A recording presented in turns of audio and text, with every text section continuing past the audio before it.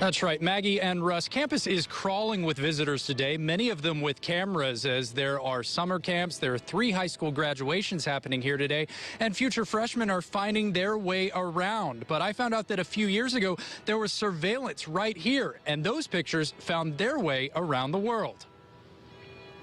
These are 1,600 of the roughly 2,000 people recorded at Duke on March 14, 2014. A doctoral student set up surveillance for about an hour and a half with 8 cameras arranged around the Duke Chapel quad. Duke Vice President Michael Schoenfeld says that was the first thing that went wrong, telling CBS 17 the study had been approved to capture images of individuals in a defined indoor space, and the resulting data was supposed to be available to other researchers only upon request. That's the second issue. The photos were posted publicly on Duke's website. The graduate student, who has completed his PhD and now works for Facebook, created the Multi-Target Multi-Camera Project to study facial recognition and video tracking. As part of his publication process, the data sets and images were made available to other researchers. Megapixels, a research project which reviews facial recognition studies, found dozens of reports of the Duke data sets use, nearly half of which are from China. 2 are from Chinese military academies, with many others from private companies. Duke says it does not know the ways in which the data was used or to what extent. Vice President Schoenfeld said, as a result of this significant deviation from the approved protocol, the public website was taken down on April 25, 2019, and there are no plans to reopen it. The pages which once shared the data now have error messages or simply don't load.